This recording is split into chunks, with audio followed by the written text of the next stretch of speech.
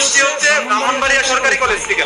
ব্রাহ্মণবাড়িয়া সরকারি কলেজ থেকে আমি আর আমার বন্ধু সামনে দাঁড়িয়ে বসে আছে। আমি আর আমার বন্ধু ছিলাম রুমমেট।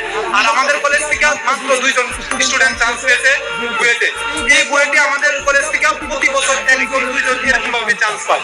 আমার আশা ছিল যে আমি ওই একজনের মধ্যেই হব, কিন্তু আমি এইচএসসি লেভেলে ওই আহামরি স্টুডেন্ট ছিলাম না। কোনো মতে এ প্লাস যাকে বলে 3টা বিষয়ে এ পায়া এসএসসি তে এ প্লাস পাই। তার মানে তারপরে ভালো কোনো কলেজের নাম আমি জানতাম না, আর পড়ালেখার প্রতি তেমন আগ্রহ ছিল না।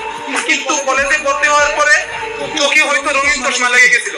চোখে রঙিন চশমা লাগার কারণে প্রায় 6 মাস ঘোরাঘুরি করি, এদিকে যাই সেদিকে যাই,